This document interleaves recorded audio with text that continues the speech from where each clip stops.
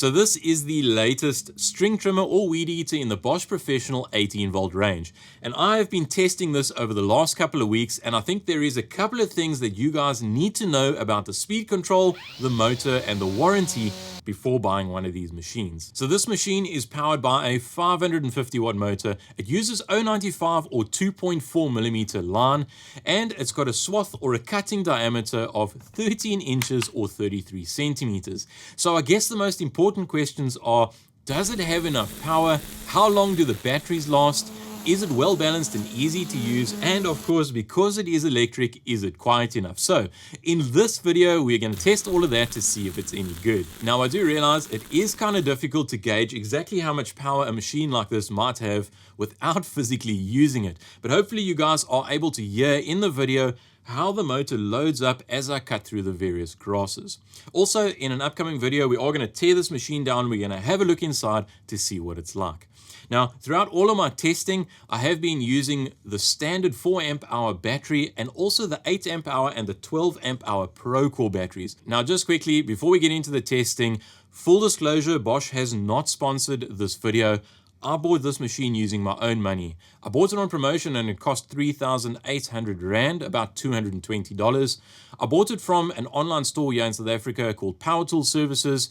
They also haven't sponsored the video. I just thought I'd give them a mention. But I think the normal list price is around 4,500 Rand or $260. But I guess it depends on when you are watching this video and where you are buying it from.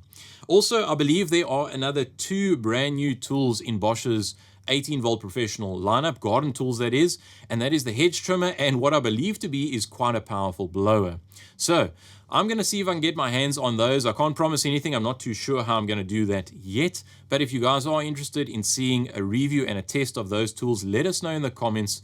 And also make sure you are subscribed so that you don't miss out on those videos. Now I'll get into some of the much more tough grass shortly. But first, if you want to do some basic edge trimming around the garden, this is what you can expect. Now, these are probably the types of edges that the average homeowner is going to be cutting around their yard. It's that kind of fine, wispy grass that the mower can't get to. And this is cutting at full power, and as you can see, it actually cuts very easily.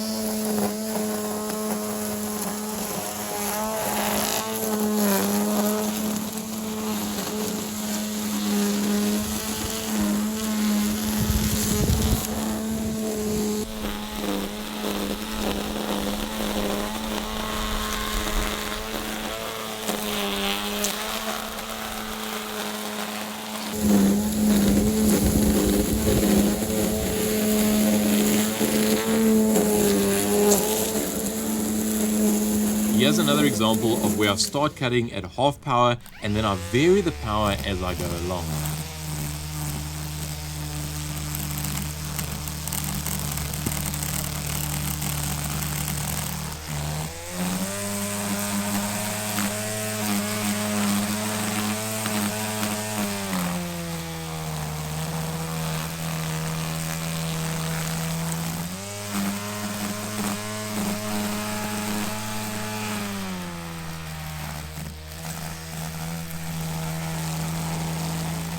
Here's another example of bumping the head to extend the line to maximum diameter before cutting again at full power.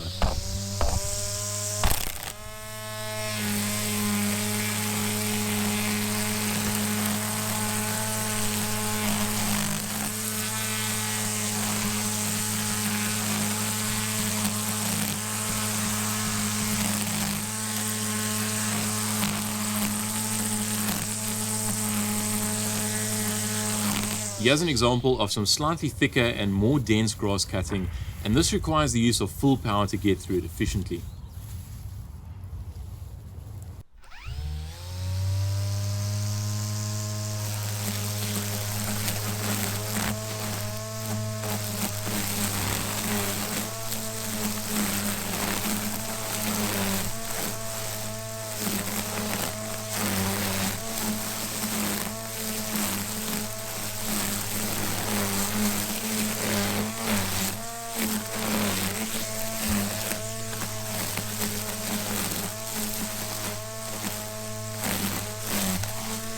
And again, here's some edge cutting of slightly thicker grass using full power.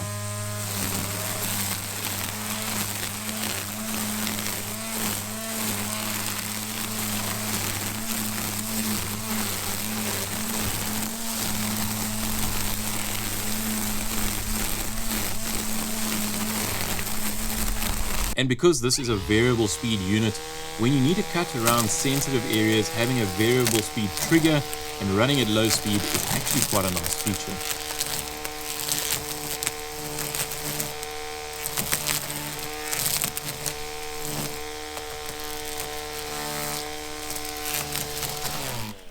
In this example, I'm cutting some fine to medium grass, starting at low power and then increasing power as I go along.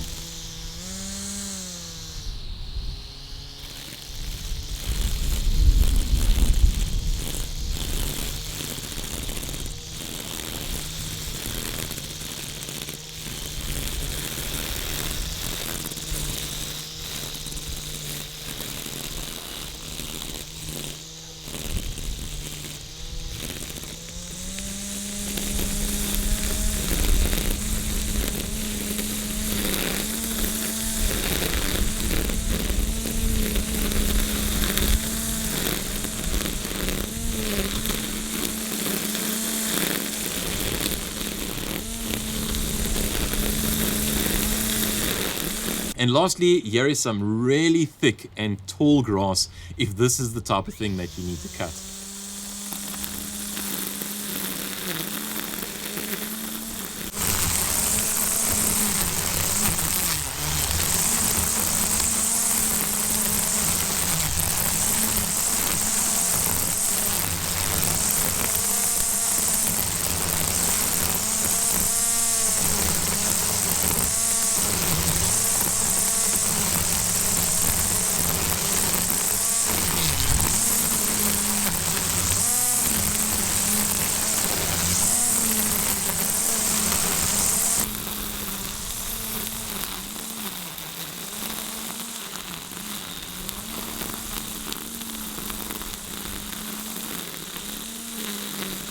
So as you can see, it's actually got a very respectable amount of power for cutting through that thicker grass. Now, of course, we were using it at the maximum or the full power setting, but you can still use it, as we saw in the tests, to cut through some of that thinner grass at a lower power setting. Now, the battery under these circumstances will definitely last a lot longer, but also keep in mind that you're going to be cutting slower or sweeping slower through your job, so the entire job might end up taking you a little bit longer.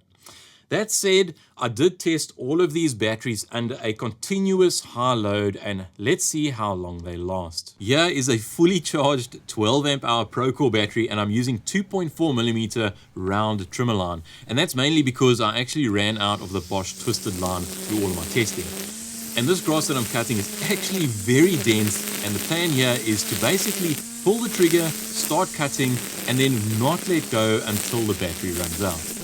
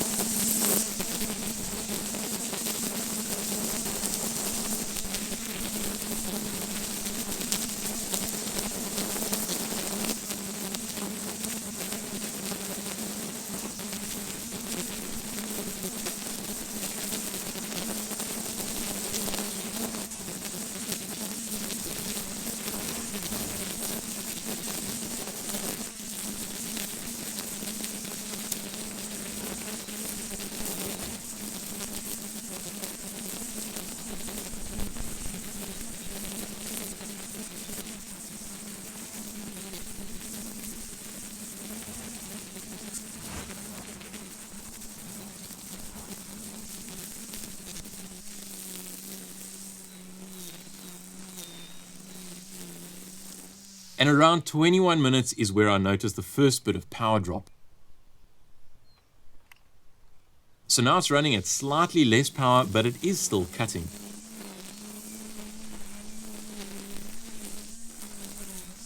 And coming up is where the power started dropping off rather quickly, and at the end I actually decided to stop the test because it wasn't really cutting the grass anymore.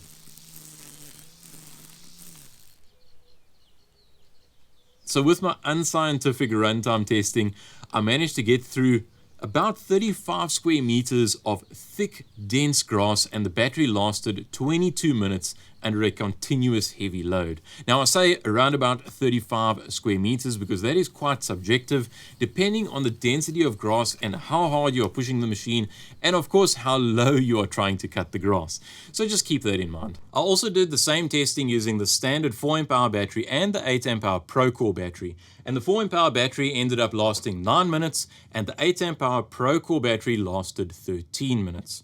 Now if you want to see these tests and more in some lighter and heavier grass, those will be in a separate video. I'll leave a link to those videos in the description and possibly at the end of this video. Now I will say, after having used this trimmer with all of the batteries and with the handle set where it is here, roughly in the middle, I'm not a super tall guy, around about 5'8", I found it to have the best balance using the 12Ah Pro Core battery. Of course, this is the heaviest setup, so if you want something slightly lighter, it was still really well balanced using the 8Ah battery. However, when I was using the little 4Ah battery, it was a little bit nose heavy. If you are on the shorter side though, and you've got the handle set all the way forward, then using the smaller 4Ah battery, it is a little bit more balanced. It's still pretty comfortable to use, but I think it's just something that you need to keep in mind. That said, the bare tool weighs 3.5 kgs or 7.7 pounds. With a 4Ah battery, it weighs 4.1 kgs or 9 pounds. With an 8Ah battery, it weighs 4.46 kgs or 9.8 pounds. And with the 12Ah battery, it weighs 4.9 kgs or 10.8 pounds. Now, as far as specs and features go, first up, the string trimmer version of this tool is the GRT 18V-33, and the brush cutter version is the GFR 18V-23. Although the brush cutter version also comes with a string trimmer head, so in essence they are exactly the same tool, they just supplied with different heads. It's also got a really cool feature, which is an anti-tangle feature. So when the machine senses a kind of a blockage in the blade, it reverses the rotation for 3 seconds. Now, through all of my testing, I didn't really notice this feature activating. However, it's probably more applicable to when you are using the blade in some thick brush. So maybe we will see this in action in another video where I actually test the brush cutter version of this tool. The ProTap string trimmer head is an Italian design, and it uses 2.4mm line and has a 33cm or a 13-inch cutting diameter or a swath. It holds 3 meters of line, and each time you bump the head, the line extends about 10mm. The D handle is also adjustable up and down the shaft, but it can't be rotated around the shaft. However, it can be tilted forward, but it also can't be tilted backwards. So just keep that in mind. And it also has a harness hooking point, and it includes a basic harness strap. Now, for easy storage, there's also a nail hooking hole on the underside of the tool, and that's really nice for hanging it up on the wall. It's also got a wire plant protector that folds out in front of the motor, and the motor housing is made out of a metal alloy. And as expected, the guard is made out of plastic, but it does feel quite strong. I will say that the machine did sound a little bit underpowered when I first got it. I plugged in the battery and spun it up to full speed under no load. I was a little bit worried, but I was actually pleasantly surprised, because as soon as I started using it, you can kind of hear the motor and the speed control, the way it does its thing. It kind of just digs in and ramps up the power. I think adding to that is also the Bosch twisted line that comes pre-installed on this machine. It runs noticeably quieter than the traditional round line that I think we all are used to. If you install that traditional 2.4mm round line on this machine and you spin it up to full speed under no load, it sounds a lot more aggressive, kind of the sound that we are used to. Now, before we get to my thoughts and some of the concerns I've got about the machine, let's have a look at how easy it is to change out the string trimmer head and also how to load new line. Now, removing the line trimmer head is actually pretty easy. You just rotate the head until the gaps line up, and then you stick the included tool into the little hole. Then you can go ahead and grab the head and then rotate it in an anti-clockwise direction, or lefty-loosey, and that's if you are looking at it from the underside. And it should actually just unscrew and come off pretty easily. Now, if you bought the GFR model, it would have come with a brush cutter blade and a couple of other attachments. To install these, you first want to install the aluminium spacer, and then you want to install the cutting blade, then the dome washer, and then lastly screw on and tighten the nut using the included tool, and you tighten it to 20 Newton meters according to the user manual.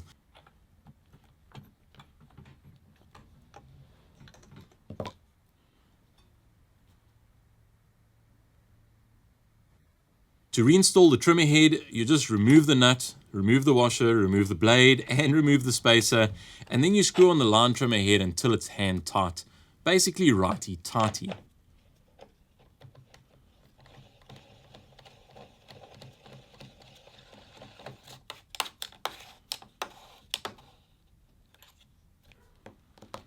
Now when it comes to loading new line, thankfully it is also pretty easy. All we do is we cut a piece of line about 3 meters long, then we turn the central knob until the 2 arrows align. Then we want to feed the new string into the hole in the direction of the arrow, and it's kind of fed in at a little bit of an angle, and then we push the line through the middle and then out the other side of the head. Then we can go ahead and pull it halfway through. And then we want to wind the central knob in the direction of the arrows, which is anti-clockwise, until the line has been wound up and it's all inside the head, and then you should be good to go. Now, I am no expert, so these have just been my personal thoughts and opinions after having used this trimmer as a DIY enthusiast. If you guys know any different and want to add in your 2 cents, please leave us a comment and let us know what you think. So, what are the things that I think you guys need to know before buying one of these machines? Now, maybe it is just me, but the safety handle is a bit irritating as I find it kind of gets in the way of my leg. So, I ended up flipping it over to the other side. It also feels a little bit flimsy, like it might break off at the captive nut side if it is bumped hard enough. Now that said, I would actually be more inclined to use the safety handle on the correct side when using the steel brush cutter blade. You really don't want that thing brushing up against your toes. Another thing is that the motor or the head is not water resistant. And as far as I can see, it doesn't have an IP rating. So if you are cutting around a pond, for example, and you happen to kind of dunk the head into the water, I'm not sure how long it is going to last. But by the looks of it, the fan design just above the trimmer head or below the motor, if it is kept spinning, water will kind of be flung out and away from the motor. And the remainder of the motor head looks fairly sealed up. I actually think it's drawing air from the handle down the center of the shaft and also through these little openings in the shaft through the motor, and then it is pumping it out the bottom of the cutting head. But I guess the teardown video will reveal more about this. I also found the bump feed head works pretty well so far. Of course, it is still new, only a couple of weeks old, so hopefully this ends up holding up over time. Another thing to note is that if you want to see the battery indicator, you need to remove the battery completely from the handle in order to see it. Now, through all of my testing and for normal use, I found the machine to be reasonably comfortable to use. However, I didn't find it super easy or comfortable to hold the machine when it is tipped up on its side in kind of a vertical edging position.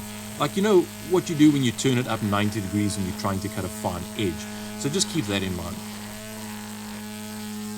Now, when it comes to the speed control and the trigger, these are my thoughts. To turn it on, you need to slide the safety switch forward and then only pull the trigger. I did find that the speed control trigger works pretty well, but personally, I do find it a little bit on the big side. I kind of found myself wanting to grip with 3 back fingers and then use my trigger finger to pull the trigger and then control the speed with a bit of precision. But only 2 fingers actually fit behind the trigger. But I guess each person has their own preferences. If you are, however, using it at full throttle all the time, grabbing it with a full hand over the trigger is no problem at all.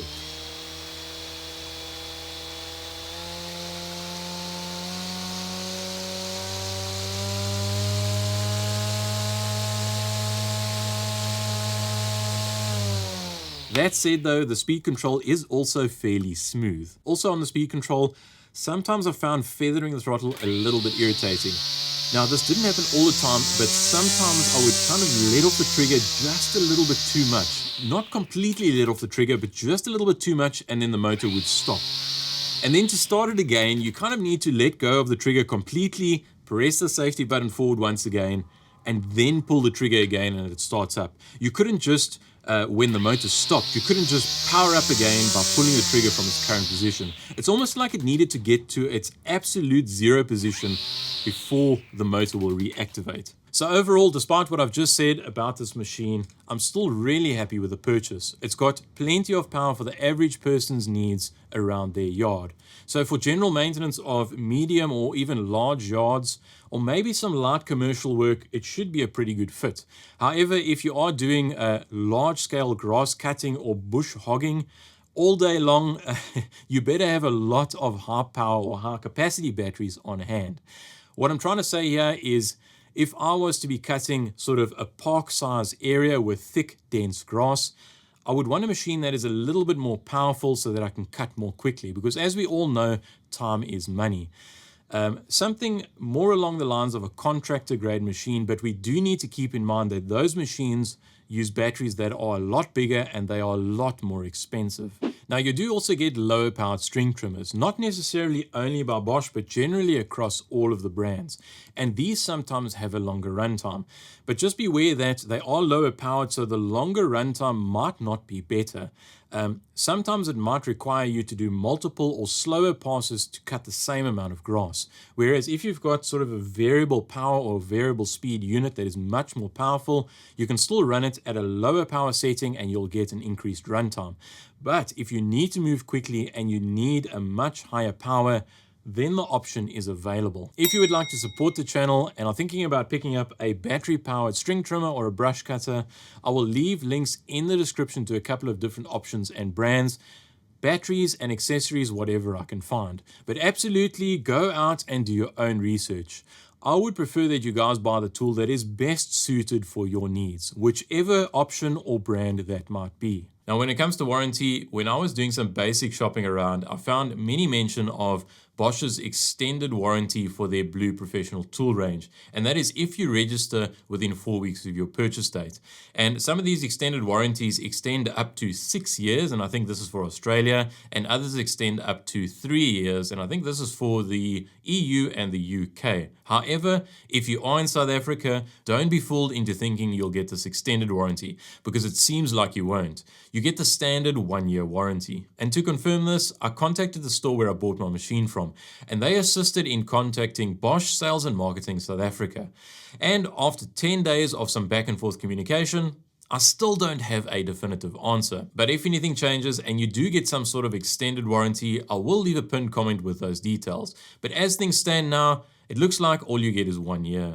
If you want to see a teardown video of this machine and what it looks like inside, or possibly a review and a test of the brush cutter version of this machine, or maybe just some more testing of the string trimmer in action, those videos will pop up right here. Hopefully they do on your device. I will also leave links in the description in case they don't. If you guys found the video useful, please give it a thumbs up and make sure you are subscribed so that you don't miss out on any future videos.